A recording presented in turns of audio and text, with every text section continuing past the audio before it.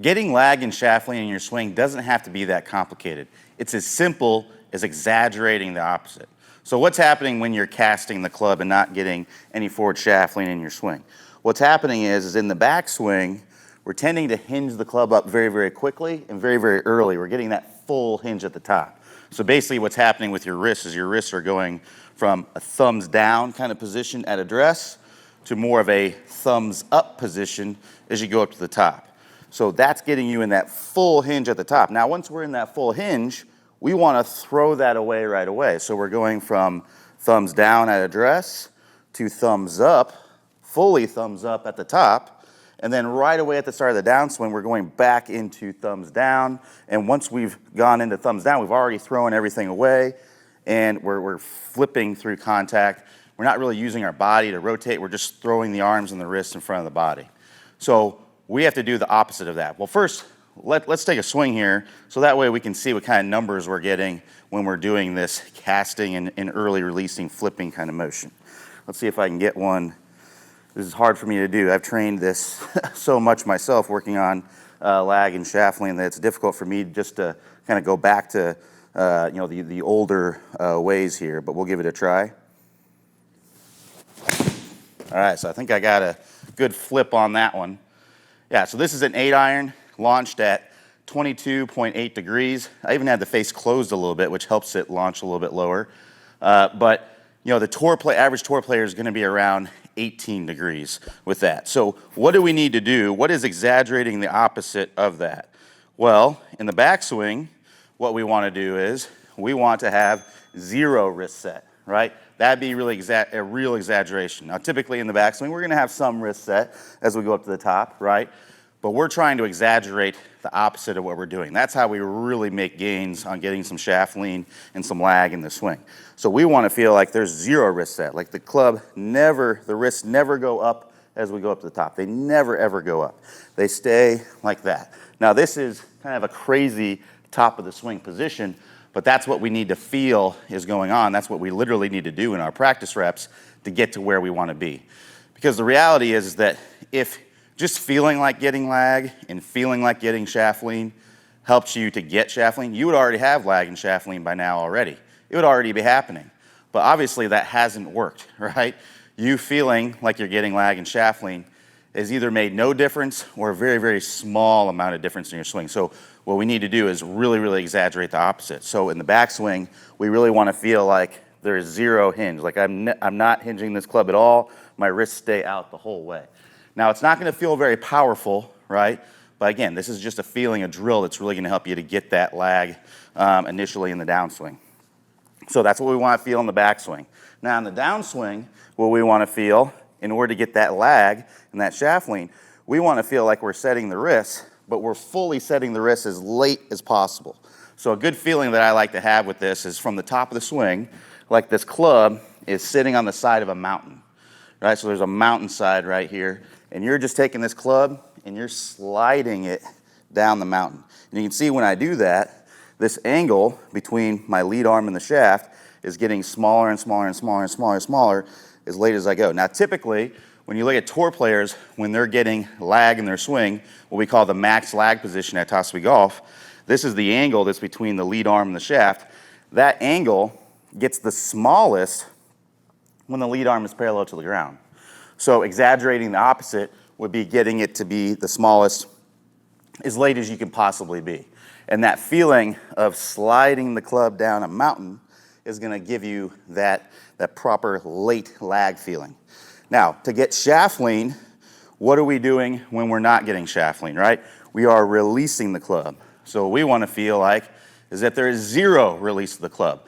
The club doesn't release at all. Again, these are exaggerations. These aren't what you actually want to do in the swing, but these are what you need to feel to get what you want to have happen, right? So we're sliding the club down the mountain. We set this angle here, right? We've got the latest angle we can set. Now we want to keep that angle all the way through contact here. And you can see I have tons of shaft lean.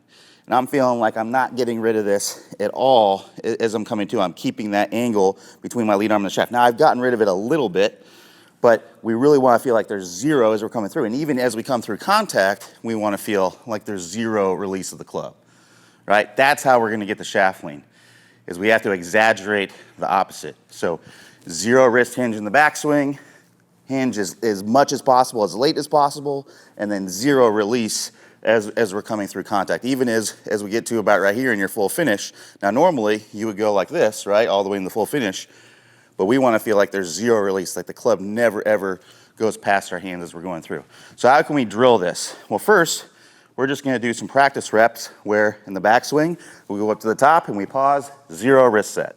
So we're at the top of the swing, we're like this. Now we're still getting our full hip turn, we're still getting our full shoulder turn. As we go up to the top, we just want to make sure the wrists aren't hinging at all. 0 wrist set. Now in the downswing, again, we want to feel like we are sliding the club down the mountain.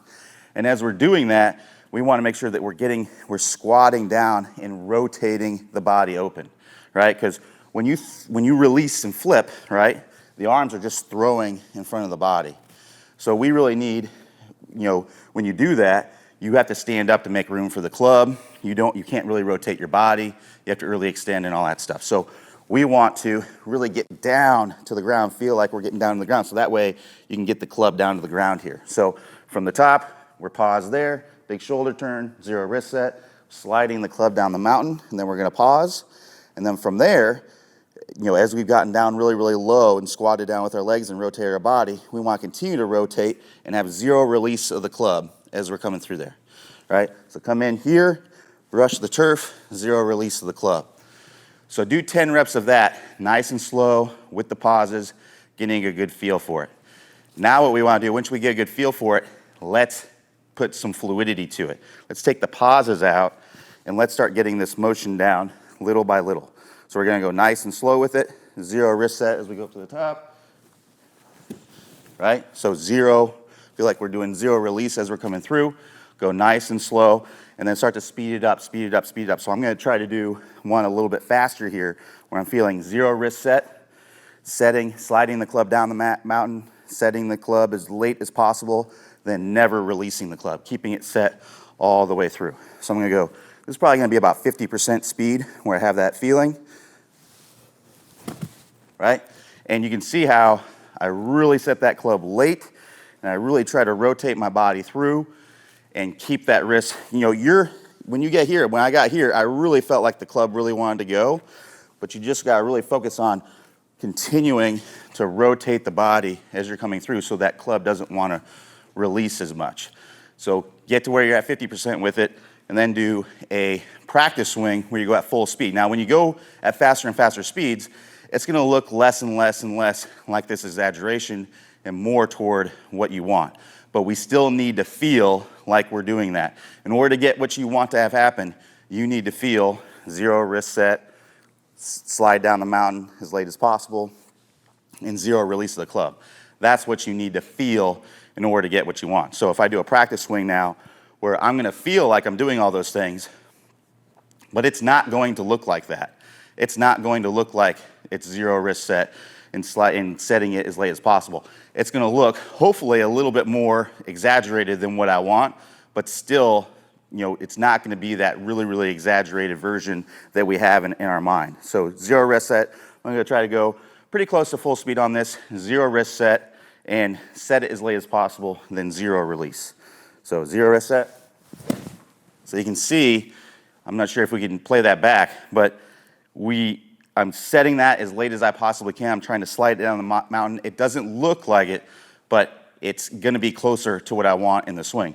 And now that I've got that proper feeling, I'm going to try to hit this ball now and try to get this launch below 18 degrees. I got an 8-iron here.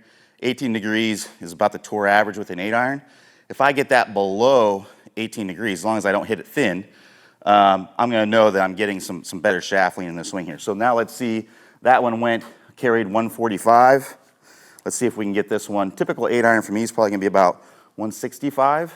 But if I really get some good shaft lean on this, I might be able to get it to go a little bit longer than that.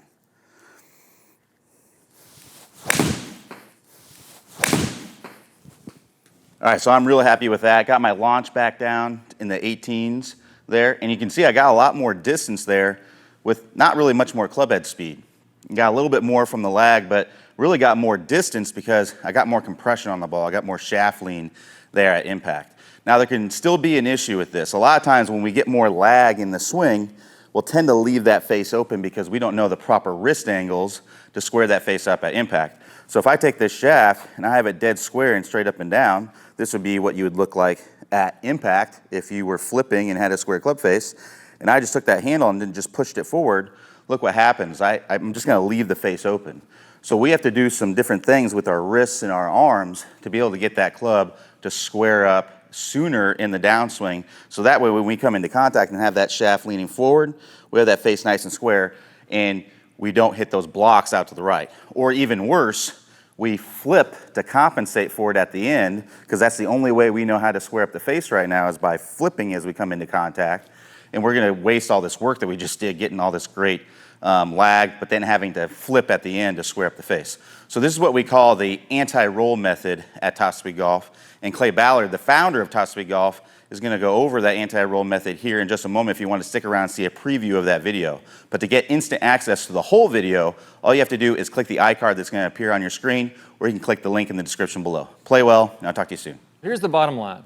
If you've been taught to roll the club in the early downswing, that causes the shaft to get steep. And that steep club causes all your problems. It causes you to hit it way behind the big hitters and way inconsistent with your quality of strikes. So you're in the tall grass and the trees and the hazards all day long. Now the great news is this. There's really only two pieces that you need to know to fix all these problems. The first one is we need to learn the proper way to square up the club face. Instead of rolling the forearms and getting steep, there's another way that the pros do this. Once you learn this right way to square up the club face, then you can shallow out from the inside and everything starts to fit together. Now I'm going to teach you this right now in what I call the anti-roll method.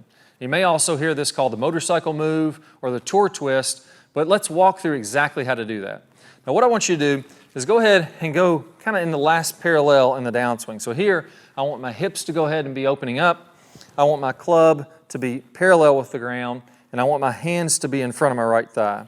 Now, when I take my grip, you're going to notice that when I do this, the club face is basically straight up and down. So if I'm looking at it from this angle, you'll see the face is straight up and down, and my logo of my glove is pointed out in front of me. Now from there,